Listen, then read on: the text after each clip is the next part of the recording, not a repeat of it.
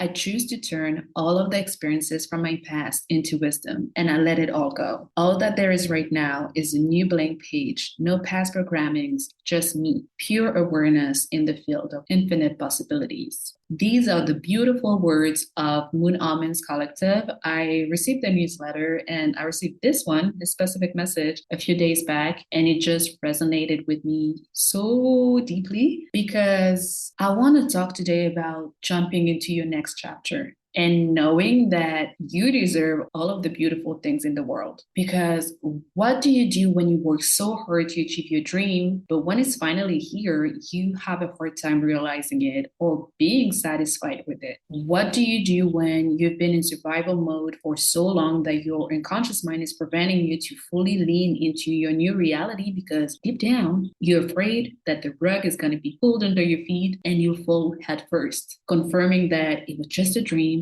a bitter joke, that you will be blessed with your manifestations? Well, I guess it takes some adjustments and releasing layers of emotional wounding to grasp the new reality you created for yourself. And that's exactly what I want this episode to focus on today, so we can finally release and feel worthy enough to accept all of the beautiful things in the world that we are blessed with on a daily basis, especially when it's something that we strive for, we worked for, we wished for, and now it's time to embrace it.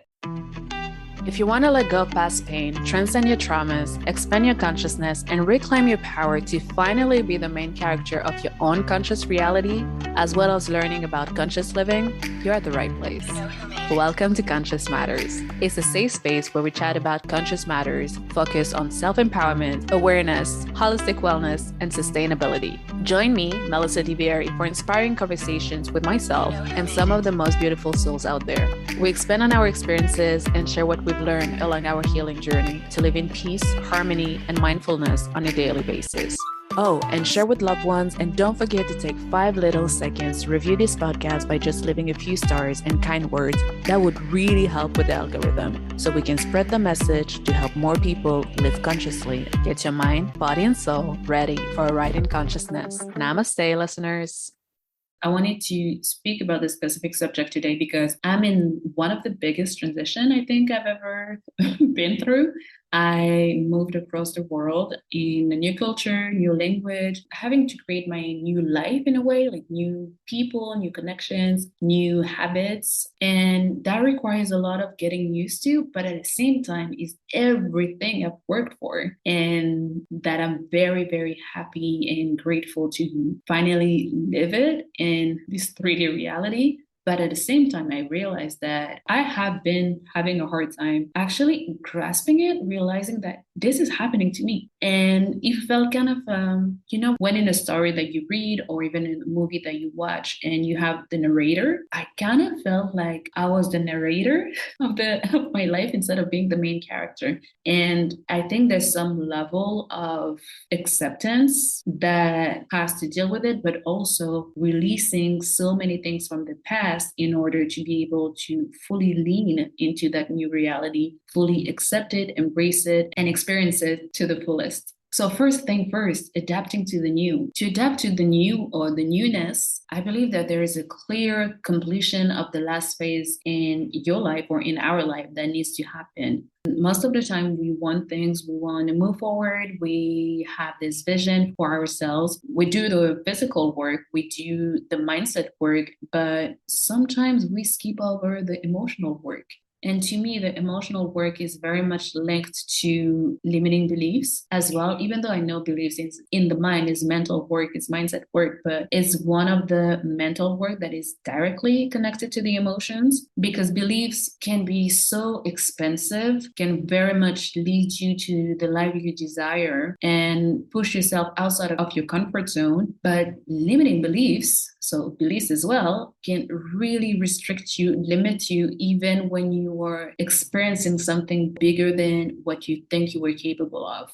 So adapting to the new will mean to let go of beliefs that limit your expansion. Once you believe in something, the one full of what ifs, the coulda, woulda, it's time to finally close that chapter and moving on to the next. and actually switch it to possibility for yourself, to realize that if you are here right now, if you manage to live one of your dream, one of your goal, one of your manifestation, whatever you want to call it, it means that that reality is possible for you, that you must probably deserve it, but the transition can be quite tough and emotional. So, in order to give yourself permission to be unlimited, I would say opening your heart and your mind to a life full of possibilities, full of opportunities, full of meaningful connections and elevation, you have to release the attachment to your old ways of thinking, of doing things, of a certain way to approach your life, but also letting go of how you identified and presented yourself to the world before, allowing the old to shed away to make room for the new, the exciting, the unknown, the uncertainty, the adventures, and new connections ahead. The episode right before this one is actually about embracing change. You can check it out. There are good elements in it that help you embrace the new and the uncertainty, because that's a whole other conversation. So yes, that emotional work is extremely important to be able to adapt to the new.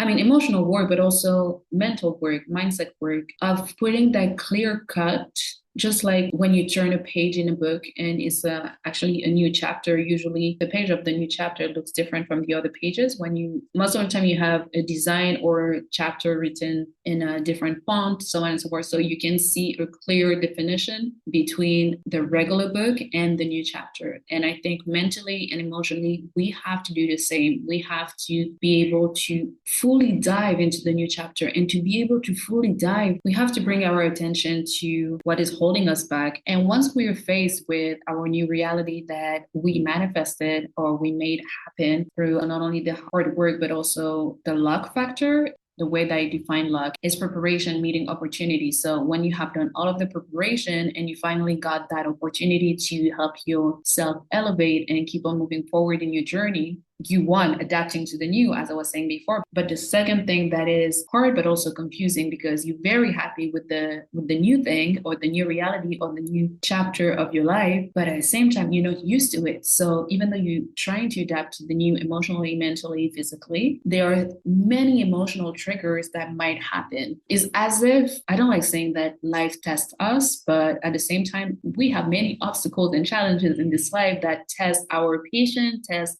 our foundation, our values, our way of thinking and acting and behaving, that help us grow down the line. So these emotional triggers will happen, especially in a new chapter, because it's part of the shift. It's part of knowing what you have to ditch, what you have to keep on doing some healing work on, and what you are kind of comfortable and solid with, that you have to keep on carrying with. Because a new chapter doesn't mean that you have to completely change who you are, but I think it helps consolidate the new version of yourself, or the more healed version of yourself that you've been working on, that you've been embodying in your old quote unquote environment. So now how this version of you, like 2.0 version of you, how is it going to be and expand in an environment that is fully aligned with that 2.0 version of yourself? So of course, emotional triggers. And I actually made a video called Stop Bullying Yourself on YouTube, Conscious Matters YouTube channel, that you can of course check out. And I usually put a pinned comment where I put a question. And in that video, the question that I asked the viewers were, what sentence or self-concept that is part of your negative self-talk you'd like to ditch?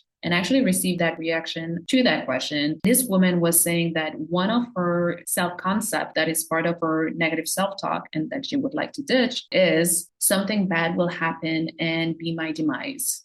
So it's just one of the examples of the limiting belief that we might have that will emotionally trigger us at some point, especially in this new chapter. Also, why I'm saying that, because it's a reminder to be aware of the power of our words, but also of our thoughts. And emotional triggers are very normal, even though they're hard to deal with in the present moment.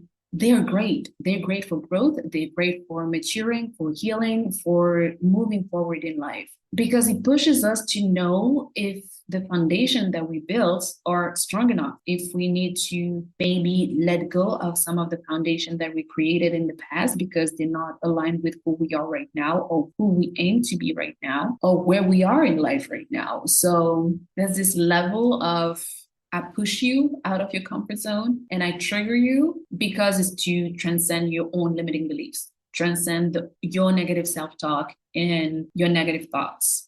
Being in that mental space when you feel emotionally triggered, you feel sort of ungrateful because you are where you wanted to be in your life, but or at least in that new chapter, even though you're not at the finish line of where you want to be. There is not only these emotional triggers from your own perspective, from your own past experiences, but also there is a level of guilt that adds to that, knowing that, okay, I got what I wanted. I'm very blessed. So many people are not experiencing the same thing as me right now. Or even my past self was struggling so much and being in survival mode all the time. And now she's much more comfortable. So why do I still not feel satisfied? Or I don't even realize what I'm living right now. Kind of a bystander of my own life. But at the same time, I'm not.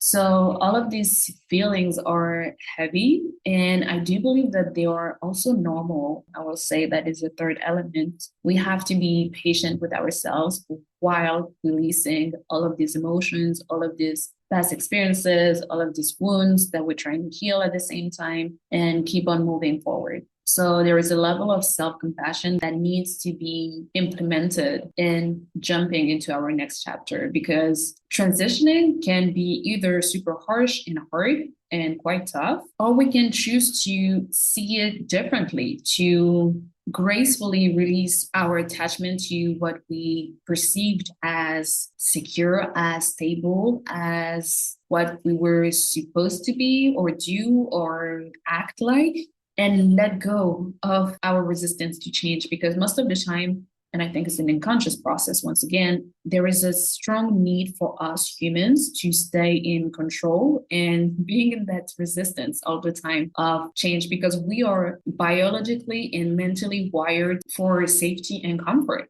Even though I know this choice is quite restrictive, if I know that it can give me enough money, that I can pay my bills, that I have a roof over my head, that I have food on my plate, and that I can maybe travel a little bit, I might choose that instead of choosing, I don't know, becoming a digital nomad and traveling the world and working with my laptop.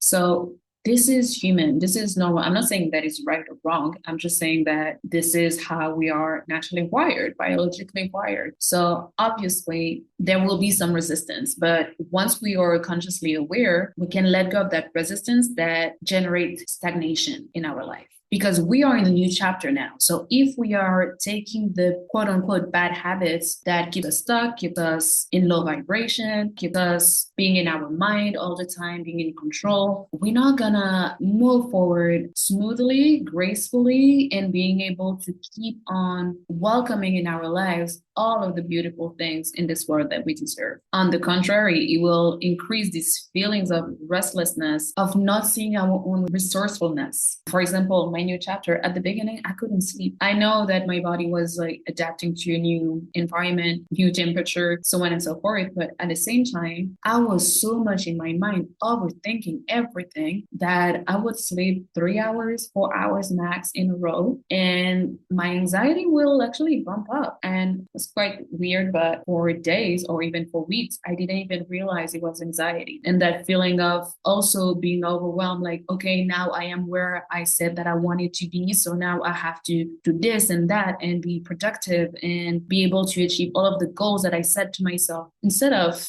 just cooling down, taking the time once again to adapt to the new, to deal with my emotional triggers in that new environment, and to be patient with myself while releasing all of this emotional baggage and having more self-compassion. Even though in my mind I know all of that, but sometimes there is a little gap, or sometimes a big gap, but I think that was a little gap between knowing things and actually implementing and embodying these principles for your own life. And sometimes you do, but once you get to a new chapter or another situation, you can forget. You can actually forget and go back into the capitalist way of producing, being fast, and just doing one thing after the one thing. Otherwise, you're not worthy. So yes, all of that, the conditioning sometimes kicks in. It's normal. Once again, we're humans. But I think it was great for me to struggle a little bit more than what I would have expected to finally get to the place that I am right now.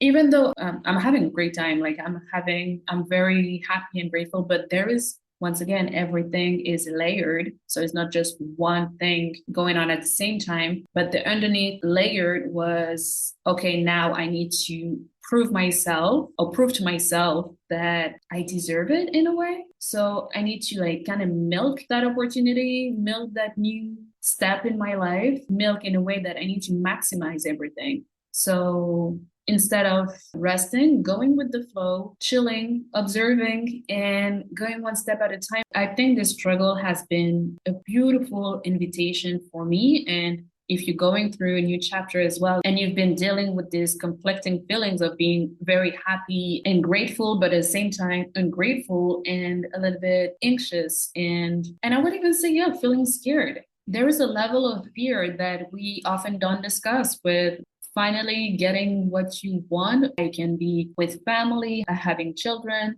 having this new home that is way bigger than what you used to live in or what you had before. Of when you're going to a new country that you've dreamed about, but now everything is new, you have to adapt to everything. So yes, and can be so many other examples, but there is a level of fear that triggers anxiety. I always use the quote, feel the fear and do it anyway, but don't remember to feel the fear. It's okay. It's okay to feel the fear. So I was saying that it's a beautiful invitation to finally acknowledge and accept that we are worthy of all of the beautiful things coming our way. It cannot always be dark and challenging and obstacles and struggle and being in survival mode. Yes, that happens, that life is a circle. So obviously you're going to have good moments and bad moments. It cannot only be positive moments, experiences, people, and it cannot be always negative and challenging experiences and people. So we also have to embrace the good things, positive sides of life. Yes, it's good to be resilient. It's good to overcome challenges. It's so important to heal and to transcend our own limiting beliefs, shift our mindset from our own conditioning. But at the same time, it's okay to embrace going with the flow, taking each day as it comes, not pressuring ourselves to always do something, produce something, and to just be at times. It's very important to just be. And I think the more that we are in being as human being instead of human doing, the more that we lean into our humanness, the more that we will be able to embrace each chapter as it should be embraced and allowing it to be even more than what we dreamt about, what we expected it to be. So once we're able to release everything, to let go of everything, to accept, to show compassion for ourselves and self-acceptance as well, let's be in a mind place and in a heart place where we allow ourselves to receive our blessings, to receive the good things going our way. And yes, to take our time, but to be okay with the shift, to let go of control and to reshape our foundation, to reshape our old values and beliefs and our ideas of stability and security, because they could have been good for what we were going through then, but are they still up to date